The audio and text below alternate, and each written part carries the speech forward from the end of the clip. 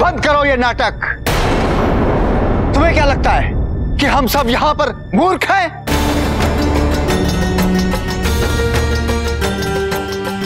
कि जो बालक इतने वर्षों से अपने भवन के द्वार से बाहर नहीं निकला, वो मात्र एक दिन में परिवर्तित हो जाएगा?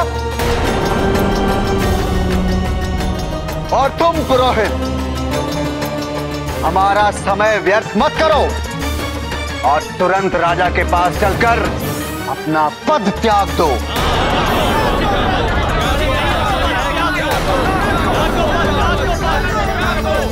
हमारे पास व्यर्थ करने के लिए एक क्षण भी नहीं है।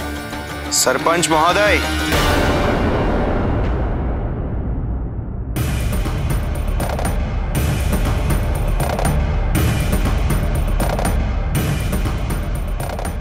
एक एक क्षण बड़ा होता है, शक्तिशाली होता है।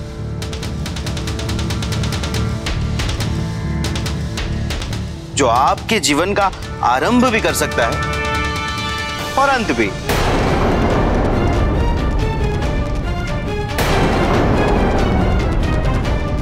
और आप एक दिन के मूल्य पर प्रश्न उठा रहे थे। क्या यह पर्याप्त नहीं कि बालक द्वार तक पहुंच चुका है? मैं अकेला नहीं हूं, हम सब एक मत हैं। स्मरण रहे सरपंच, रोगी का रोग और उसका निदान मूर्खों के बहुमत से नहीं किया जा सकता।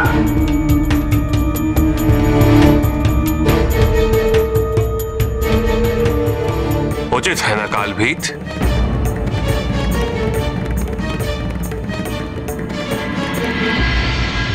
आओ पुत्र, भय की सीमा को पार करो, निर्भीक होकर आगे बढ़ो। मैं तो कहता हूं ये बाहर आएगा ही नहीं।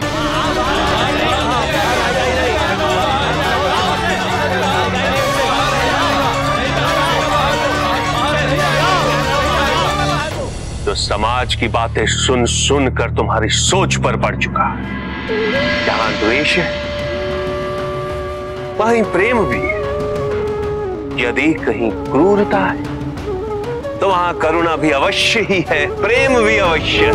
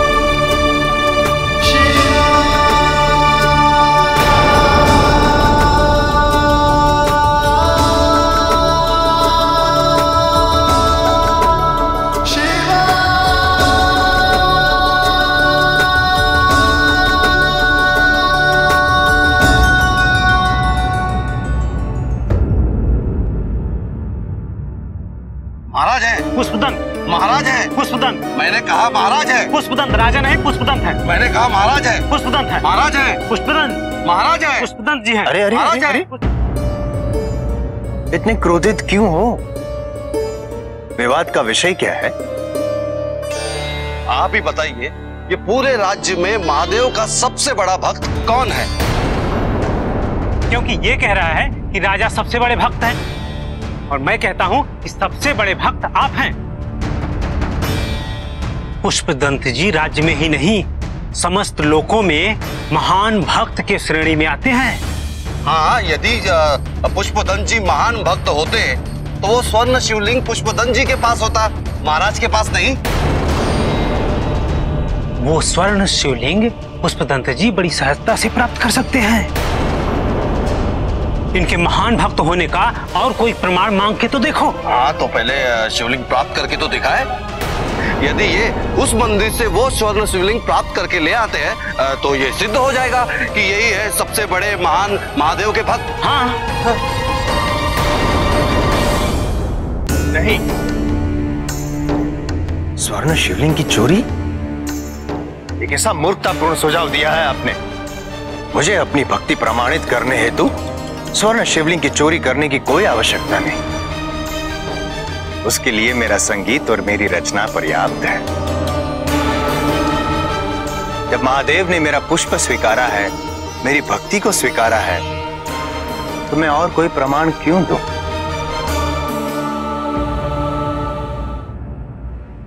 अब हमें चलने की अनुमति दीजिए। नटेश, नट भैरव, आप दोनों किस प्रकार हमारे जीवन में आए हम नहीं जानते, किंतु एक बात निश्चित है, आपने हमारे ऊपर जो उपकार किया है उस उपकार के कारण आप हमारे लिए भगवान समान हो गए। एक ही छत के नीचे रहकर हम अपने पुत्र के संकट से अपरिचित रहे। हम उसके दुख को, उसकी पीड़ा को देख ही नहीं पाए। आपने हम सबका मिलन कराया, हमारे टूटे परिवार को पुनः जोड़ दिया।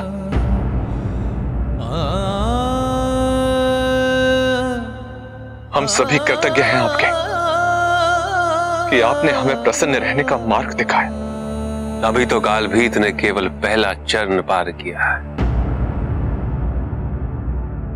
अभी तो यात्रा आरंभ हुई है।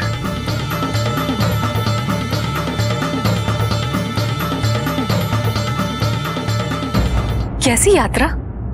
आत्मज्ञान की यात्रा जो कालभीत को प्रबुद्धता की ओर ले जाएगी, संपूर्णता की ओर ले जाएगी। उसके लिए कालभीत को क्या करना होगा? साधना, इसके माध्यम से उसे यह ज्ञात हो जाएगा कि बाहरी संसार पर विजय नहीं प्राप्त की जा सकती। सामर्थ्यवान वही है जो अपने भीतर झांक सके और स्वयं अपने आप पर विजय प्राप्त कर सके। कालभीत की परीक्षाएं तो अभी शेष है राजपुरोहित, और भविष्य में कालभीत कई महान कार्यों का निमित्त बनेगा।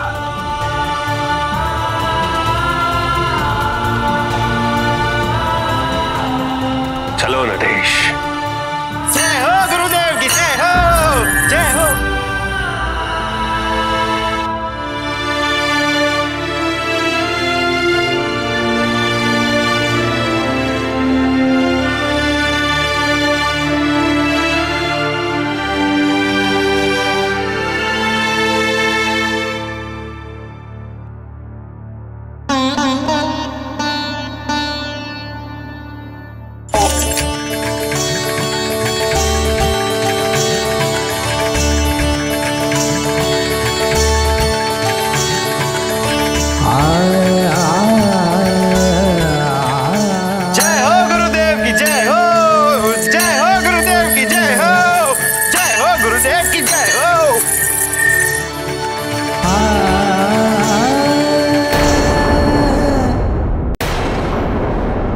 पुष्पदंत जी, सिंहनी का दूध स्वर्ण पात्र में इसलिए रखा जाता है क्योंकि उसी में उस दूध को धारण करने की योग्यता होती है।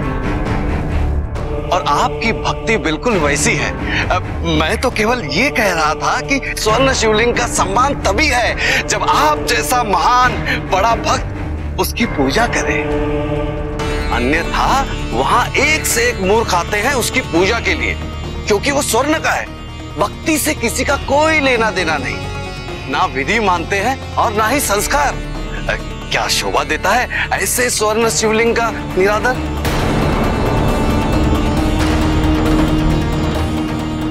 हाँ, ठीक है। यदि प्रश्न शिवलिंग के सम्मान और प्रतिष्ठा का है तब ठीक है।